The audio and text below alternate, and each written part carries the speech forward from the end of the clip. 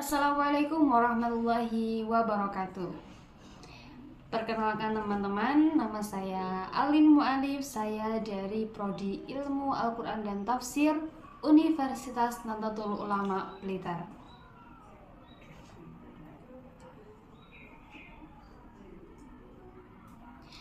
Alhamdulillahirabbil alamin. Assalatu wassalamu ala asyrafil anbiya'i wal mursalin wa ala alihi wa sahbihi ajma'in, amma ba'du. Yang kami hormati Bapak Fuad Ainul Yakin LCMAG selaku pengampu dosen ilmu mantik, dan tak lupa kepada semua teman-teman yang berbahagia dimanapun berada. Tak lain tak disangka, tujuan pembuatan video kali ini adalah sebagai pemenuhan ujian tengah semester 2 tahun 2026. Baik, mari kita kupas sedikit pembahasannya. Berangkat dari sebuah informasi, ternyata pada zaman dahulu itu ada sebuah ilmu, alat untuk membantu kita berpikiran jernih, tetapi ilmu itu justru pernah dilarang. Benar sekali, itu adalah ilmu mantik, di mana tradisi logika dalam peradaban Islam yang sangat paradoks. Kenapa paradoks? Mari kita bahas bersama-sama. Fakta mengejutkan, selama berabad-abad, beberapa ulama Islam yang paling dihormati, yang paling terkenal, dan yang paling dipercaya itu menyatakan bahwa logika itu sangatlah berbahaya, hingga logika itu menjadi sebuah ilmu yang dicap haram, terlarang untuk mempelajarinya.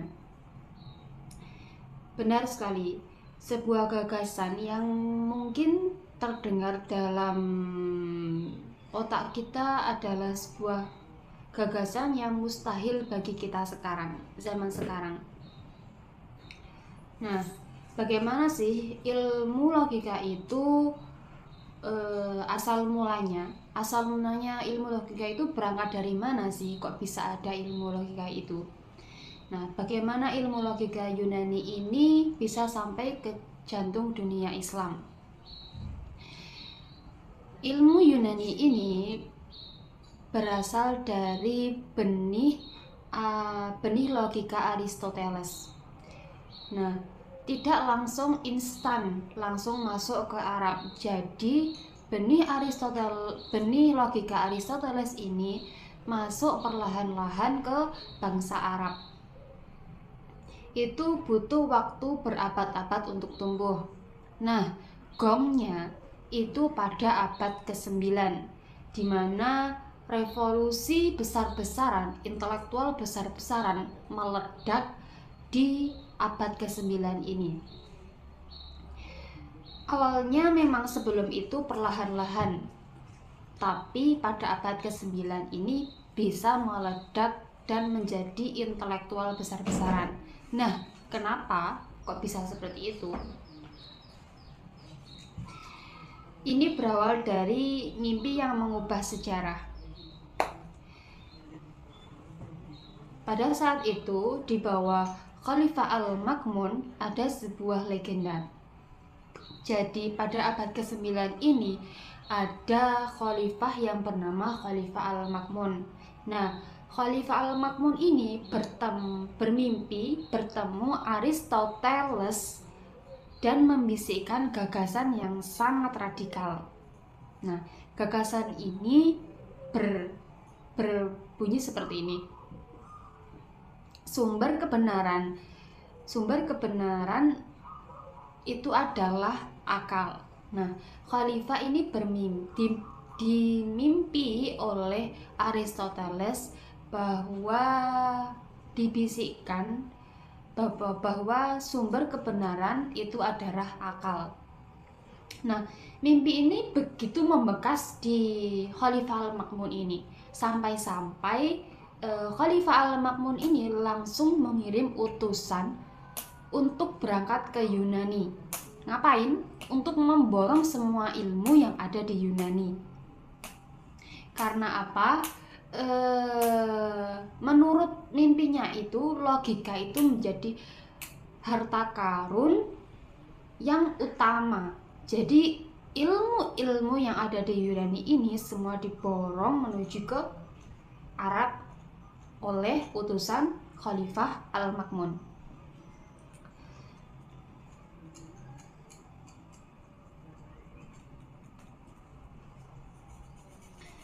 Nah, di sini benturan mulai dimulai. Nah, tadi kan sudah diborong ya.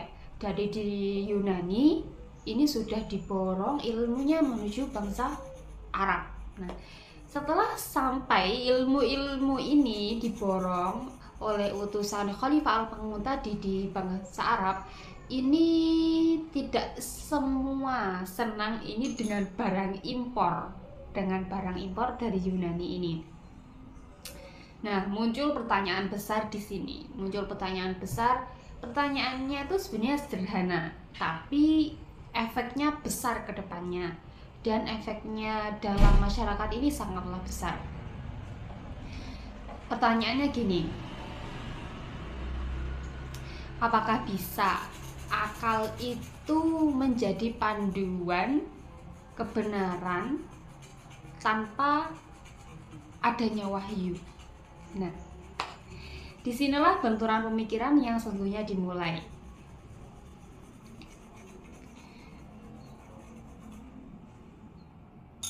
Bangsa Arab ini sudah menerima banyak pergolakan hati, mulai dari masyarakatnya, mulai dari ulama-ulama besar ini sudah mulai ada penolakan. Nah, seperti ulama besarnya seperti Imam Ibnu Sholah dan Imam An-Nawawi itu memiliki kekhawatiran sama yang seperti tadi. Kalau semuanya harus logis, bagaimana nasib hal-hal gaib dalam iman? Nah, kalau semuanya logis, gimana tentang wahyu-wahyu yang harus dipercayai dengan iman itu bagaimana? Nah, seperti itu. Mereka takut bahwa logika filosofis itu bisa merusak keyakinan, bisa membuat orang lebih percaya rumus logika daripada wahyu sendiri.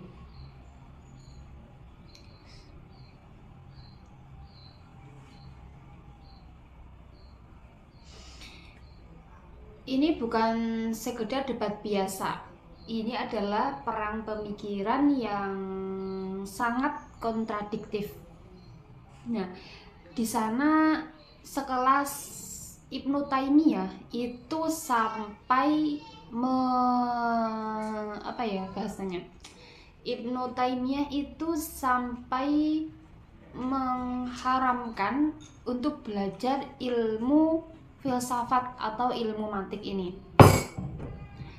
Bagi mereka ini adalah pertaruhan antara iman dan kesesatan. Jadi pilih mana antara iman dan kesesatan, antara logika atau wahyu. Nah, gitu. Antara iman atau kesesatan, pilih wahyu atau logika. Kira-kira kalau kalian berada pada zaman dahulu, itu kira-kira kalian milih mana?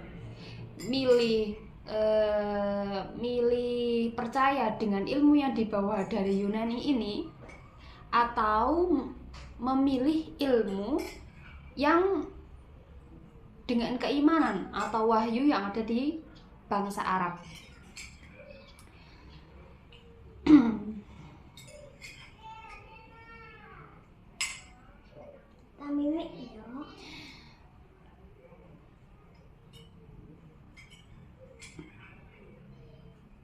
Baik, di tengah panasnya perdebatan itu muncullah seorang intelektual besar, seorang tokoh besar yang mengubah segalanya. Siapa namanya? Benar sekali. Namanya adalah Imam Al-Ghazali, seorang raksasa intelektual. Argumennya begitu kuat.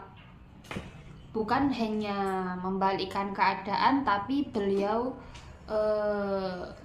merangkulnya menjadi satu. Tidak memilih sebelah kanan, tidak memilih sebelah kiri, tapi beliau mengcover, mengolah dan membuatnya menjadi menjadi satu kubu dengan alasan-alasan yang membuat semuanya itu roda. Nah, kira-kira apa alasannya?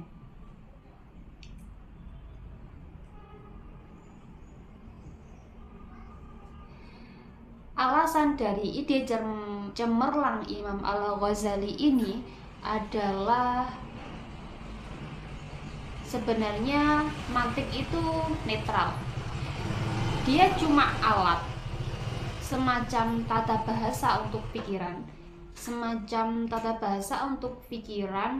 yang membuat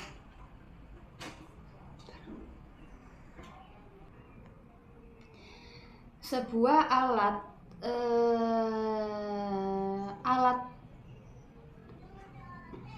untuk mantik itu netral, sebuah alat untuk mengcover tata bahasa untuk pikiran. Analoginya itu seperti ini. Jadi kalau kita butuh ilmu nahwu shorof untuk mempelajari bahasa Arab, kenapa kita tidak membuat ilmu logika ini sebagai alat untuk mempelajari tata pikir, biar kita tuh tidak salah dalam bernalar. Nah, seperti itu. Dengan ini Al-Ghazali seolah-olah berhasil mengislamkan logika. Jadi tidak memilih kubu kanan dan tidak memilih kubu kiri, tapi Al-Ghazali mengcover menjadi satu dan menjadikan itu alasan fondasi kuat dalam satu kubu. Transformasi ini sungguh sangatlah berarti.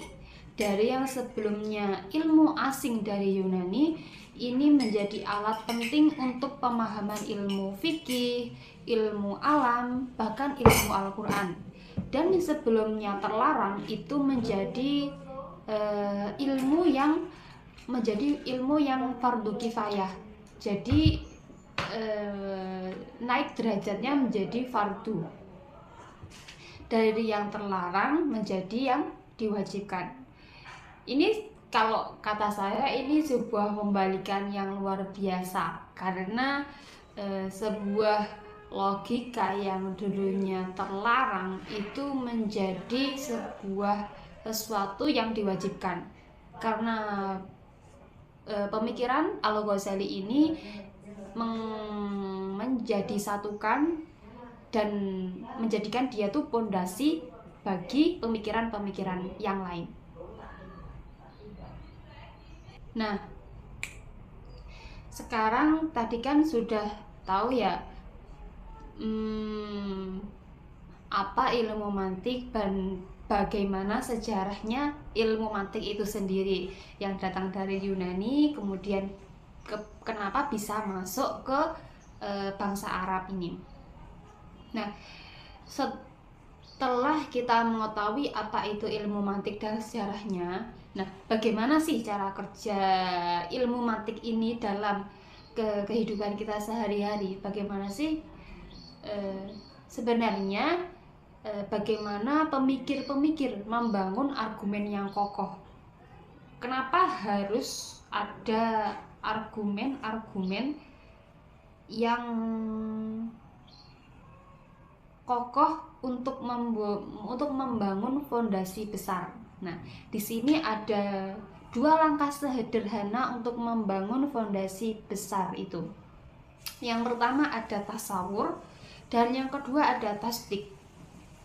Nah, dalam singkat ceritanya, tasawur itu adalah pahami konsepnya dulu.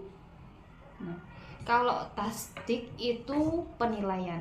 Nah, yang pertama itu ada tasawur.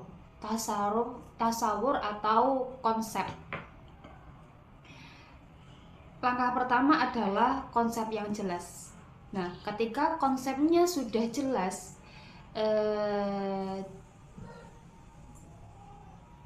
konsep itu harus benar-benar tergambar di kepala. Nah, contohnya apa ya? Kalau kita buat contoh itu contoh sepeda motor gitu ya. Nah, kita harus mengetahui apa artinya sepeda motor, seperti gambarannya seperti apa sih sepeda motor itu. Jadi tasawur itu adalah gambaran yang sangat jelas dalam kepala kita, dalam otak kita. Itu kita harus punya konsep yang sangat jelas terlebih dahulu. Caranya itu menggunakan dengan qaul syari', yaitu definisi yang super jelas ya. Nah, yang kedua baru masuk ke tasdik. Apa sih tasdik itu? Tasdik itu adalah penilaian. Langkah kedua ini adalah membuat penilaian. Nah, setelah paham konsepnya, setelah kita tahu konsepnya tasawur tadi, tasawur itu sepeda motor, konsepnya tuh seperti ini ya. Oh, sepeda motor tuh seperti ini. Nah, itu sudah tergambar dalam otak kita, baru kita bisa bilang sepeda motor itu besar. Nah, kalimat besar di sini adalah kalimat tasdik, artinya penilaian. Kita tidak bisa menilai sesuatu kalau tidak tahu konsepnya. Butuh pokoknya di sini tasdik itu pembuatan dalam hujah, argumen yang kuat. Nah, seperti itu. Jadi alur berpikir manting itu dari pahami dulu sesuatunya itu, baru silakan dinilai. Nah, setelah drama intelektual ini, kira-kira apa hikmah yang bisa diambil dari debat logika ini antara pertemuan si logika dan si tradisi ini? Benar sekali. Hikmah yang bisa kita ambil itu adalah bukan bahasa Arab yang menjiplak dari Yunani, akan tetapi sebuah logika ini diolah, dianalisis, dan dikembangkan menjadi nilai-nilai yang fundamental dalam ajaran agama Islam.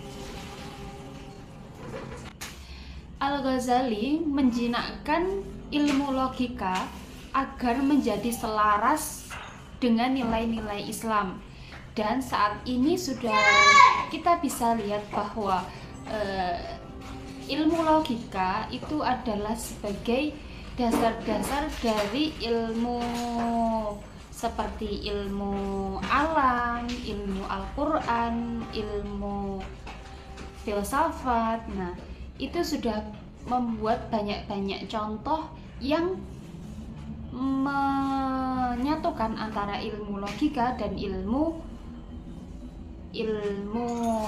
agama itu sendiri. Nah, dengan cara kita menyeimbangkan keyakinan dan